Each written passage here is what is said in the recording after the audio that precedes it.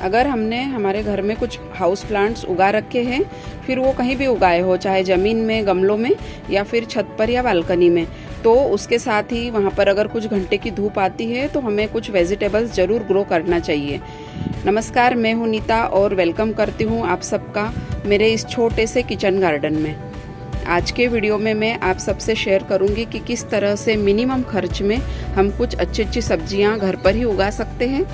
सब्जियां उगाने में कुछ प्रॉब्लम्स भी आती हैं, तो उन प्रॉब्लम्स को भी कैसे दूर किया जा सकता है ये भी मैं आपसे शेयर करूंगी। इस वीडियो को प्लीज़ एंड तक देखिए बिना स्किप किए हुए, और जो चैनल पर नए हैं वे चैनल को सब्सक्राइब कर ले, और जो सारे ही व्यूअर्स लाइक का बटन ज़रूर हिट कर दे। तो चलिए स्टार्ट करते हैं आज का वीडियो।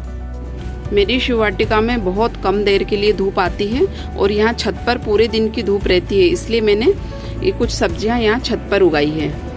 पुदीना हमारी सेहत के लिए बहुत फ़ायदेमंद है, इसके हम चटनी बना सकते हैं और शरबत में भी यूज़ कर सकते हैं। ये हमारे डाइजेशन को ठीक रखता है। जब भी हार्वेस्ट करना हो पुदीना तो इस टाइप से इनकी स्टेम्स हार्वेस्ट करनी चाहिए, मतलब कि टहनियों से तोड़ना चाहिए, न कि इसके पत्ते। टहनी से तोड़ने पर क्या होगा कि इसमें से नीचे से फिर से नई नई शूट निकलती है और ये घना बनता है।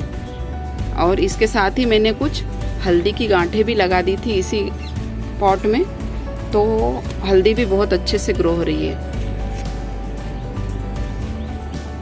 हल्दी को ग्रोथ होने में कम से कम 5-6 महीने का टाइम लगता है, और ये जब पूरी नीचे से इसकी गांठें मतलब राइजोम्स हल्दी बन जाती है तो ये प्लांट अपनी ग्रोथ रोक लेता है और इसके पत्ते भी कुछ कुछ सूखने लग जाते हैं।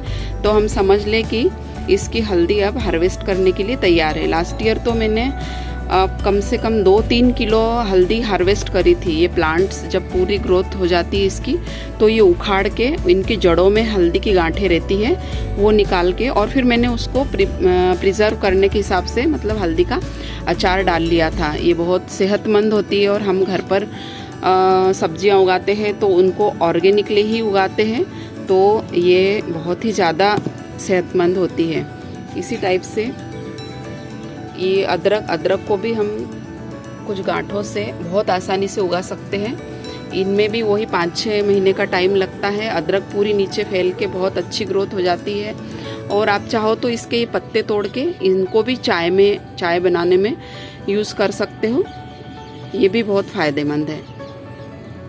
इस टाइप से जो अगर हम शुरुआत ही करनी है हमको कुछ सब्जियां उगाने की, तो हमें इस टाइप से कुछ आसान सब्जियां जो जल्दी भी ग्रो हो जाती है और इन पे कोई कीड़े या कोई बीमारी भी नहीं लगती है जो इनका खास ध्यान रखना पड़े।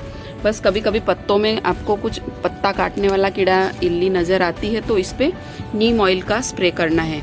मैं अभी आपको बताऊंगी कि किस टाइप से नीम ऑयल का स्प्रे करना है। जैसे कि ये बेल वर्गीय फसलें हैं, ये मेरी लौकी की बेल है, इन पर भी कभी कभी इनके पत्तों में इस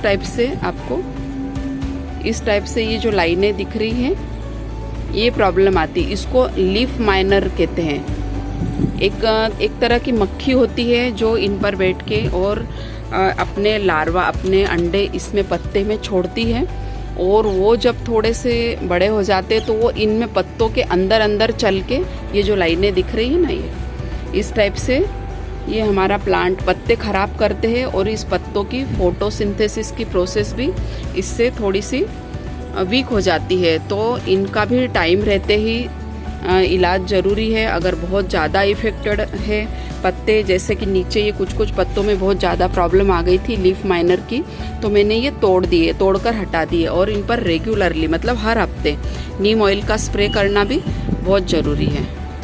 नीम ऑयल का स्प्रे बनाने के लिए मैंने इसमें स्प्रे पंप में 1 लीटर के करीब पानी लिया है, और 1 लीटर में 5 ml हमको नीम ऑयल डालना है। नीम ऑयल आप किसी भी कंपनी का ले सकते हैं, और इसको नीम अर्क भी बोलते हैं। ये जो हमारी स्किन केयर में यूज़ होता है या बालों में लगाने का नीम ऑयल वो नहीं है, वो अलग है, और ये प्लांट्स के लिए अलग आता है। ये 5 ml भर के और स्प्रे पंप में डाल के और स्प्रे करना है। नीम ऑयल बहुत ही इफ़ेक्टिव और ऑर्गेनिक पेस्टिसाइड है, इसके कोई साइड इफ़ेक्ट नहीं है, ये पूरी तरह से हर्बल है। इस तरह से स्प्रे करना है। जो भी इफेक्टेड हो और नहीं भी हो तो हम सभी प्लांट्स पर, पुदीना पर भी कर सकते हैं। जो भी हमारी किचन गार्डनिंग के सब्जियों के प्लांट्स हैं उन पे सब पे वीकली करना है, तो हमें इस टाइप से कोई प्रॉब्लम आएगी ही नहीं। और जब हम प्लांट्स की मिट्टी तैयार करते हैं तो मिट्टी में कंपोस्ट रिच मिट्टी अगर हम तैयार करते हैं तो हमारे प्लांट्स की ग्रोथ बहुत हेल्दी होती है और उनमें फ्रूटिंग भी बहुत अच्छी हेल्दी होती है और हमें सब्जियां कम एफर्ट्स में और कम खर्चे में हार्वेस्ट करने को मिलती है।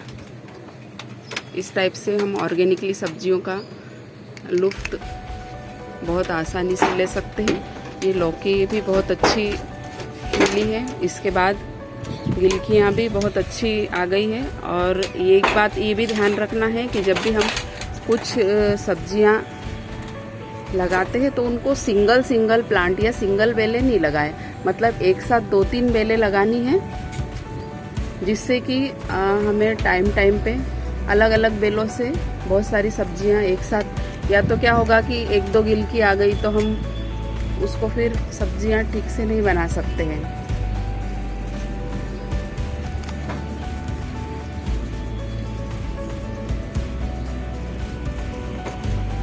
इनमें पॉलिनेटर्स जो आते हैं तो वो कुछ फूलों से अट्रैक्ट होके आते हैं, मतलब जब इनमें फूल खिलते हैं तो उनका पॉलिनेशन होना बहुत ज़रूरी है। पॉलिनेशन हुए बगैर इनमें फ्रूटिंग होती नहीं है, मतलब कि जो मधुमक्खियाँ या क्या कह सकते हैं बटरफ्लाइज जब आती है वो मेल फ्लावर्स पे भी बैठेगी और फिर फीमेल फ्लावर्स पे भी बैठेगी, तो उनका पॉलिनेशन होके और फिर सब्जियां आएगी। इसलिए इन सब्जियों के प्लांट्स के साथ हमें कुछ फूलों के प्लांट, जिससे कि कुछ पॉलिनेटर्स इनकी तरफ अट्रैक्ट हो, इस टाइप से कुछ फूलों के प्लांट्स भी लगाना बहुत ज़रूरी है। और फूलों के प्लांट्स लगाने के बावजूद भी अगर पॉलिनेटर्स नहीं आते हैं तो हम हैंड पॉलिनेशन भी कर सकते हैं। ये करेला की बेल है, ये देखो इसमें भी छोटे छोटे करेले लगना स्टार्ट हो गए हैं। और ये फ्लावर्स हम ऐसे पहचाने कि ये सिर्फ डंडी पर उगा है, ये मेल फ्लावर है। इसको तोड़ करके, और ये देखिए ये जो फ्लावर है ये फीमेल फ्लावर है, मतलब इसके पीछे ये छोटा सा फ्रूट हम देख सकते हैं। इस पे अभी हवा चल रही है तो थोड़ा पॉसिबल नहीं होगा। इस पे ऐसे टच करना है मेल फ्लावर को, फीमेल फ्लावर पे जब हम इस टाइप से टच करते हैं तो फिर ये फ्रूट बड़ा होगा, नहीं तो ये फ्रूट बड़ा ही नहीं होगा। तो पॉलिनेशन बहुत ज़रूरी है। और ये कद्दू की बेल है, ये देख सकते हैं, अभी ये छोटी है, इसमें भी ग्रोथ अच्छी हो रही है और इस पर भी बहुत ही जल्दी आई होप कद्दू लग जाएंगे। इस टाइप से हम बहुत ही मिनिमम बजट में, लो बजट में और बहुत अच्छी अच्छी सब्जियां उगा सकते हैं। ज़रूर ट्राई करें। ऑर्गेनिकली सब्जियां उगाने से हम बाज़ार में जो भी थोड़ी केमिकल युक्त, जिसको कहते हैं हम जहर युक्त सब्जियां मिलती हैं, उससे कुछ हद तक तो बच ही सकते हैं। तो ज़रूर ग्रो करें। आपको मेरा ये वीडियो कैसा लगा कमेंट करके कमेंट बॉक्स में ज़रूर बताएं। और ये देखिए आज का हार्वेस्ट, इस तरह से हम हमारे कम जगह में भी बहुत अच्छी सब्जियां उगा सकते हैं। Thanks for watching. मेरे साथ बने रहे नेक्स्ट वीडियो में।